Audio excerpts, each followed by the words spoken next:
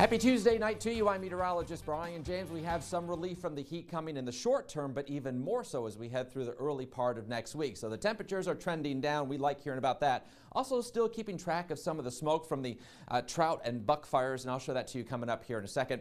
Even cooler as we head through the early part of next week. Here's a look at your allergy forecast for tomorrow. It's going to be around a 4, about a 6 on Thursday, back down to a 5 on Friday. So kind of keeping those pollen levels at a medium category, medium range. But with the smoke in the air, keep in mind that does, of course, affect your respiratory issues, could inflame some of those. So please be careful if you do have some of those respiratory issues. Do your best to stay out of the heat as much as you can. Heat advisory in effect for just a little bit longer, another hour or so, and then we start to see things quiet down temperature-wise. At least we're getting below that heat advisory threshold, and we're going to stay there for probably at least the next week, if not longer.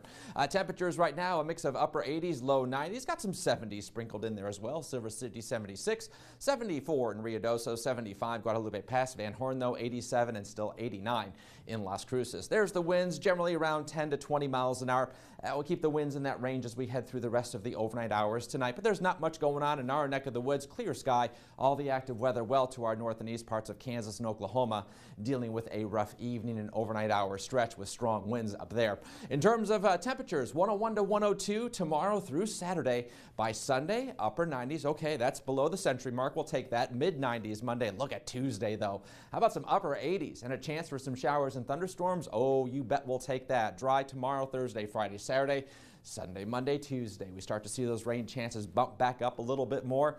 You bet we'll take that. Now, we also are tracking the smoke as we head through the night tonight and during the day tomorrow. Some of that smoke starts to get pushed back down to the south around Las Cruces and El Paso, but watch what happens as the winds start to shift on Wednesday, getting more of that smoke to get pushed back to the north and northeast. So we will see clear skies as we head toward Wednesday into Thursday. So some improvement in that respect. Now, see what's going to happen as we head through the nighttime hours tonight. There's the front pushing down to the east and south. It gives us just a smidge of relief. 78 degrees to start the day on Wednesday. Wednesday afternoon up to 101.